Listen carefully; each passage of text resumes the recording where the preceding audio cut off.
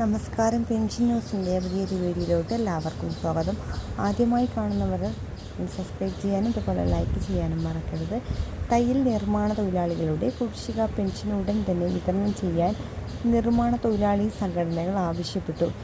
ഇതുപോലെ തന്നെ മത്സ്യത്തൊഴിലാളി ക്ഷേമനിധി ബോർഡുകളിൽ നിന്നും വിധവാ പെൻഷൻ കൈപ്പറ്റുന്ന bank passbook, Aadhaar card, pension ration card എന്നിവരുടെ പകർപ്പ്, താമസിക്കുന്ന തദ്ദേശ സ്ഥാപനത്തിൻ്റെ പേര്, വാർഡ് നമ്പർ, മൊബൈൽ നമ്പർ എന്നിങ്ങനെ ബന്ധപ്പെട്ട ഫിഷറിംഗ് ഓഫീസുകളിൽ നിന്ന് സമർപ്പിക്കണം. ജൂലൈ 10 വരെയാണ് അപേക്ഷിക്കാനുള്ള നിർദ്ദേശം. സംസ്ഥാനത്ത് കുടിശ്ശികയായിരിക്കുന്ന ക്ഷേമ പെൻഷൻ വിതരണം ചെയ്യാനുള്ള സുപ്രധാന തീരുമാനങ്ങളാണ് സർക്കാരിൻ്റെ ഭാഗത്തു നിന്ന് പുറത്തു വന്നിരിക്കുന്നത്.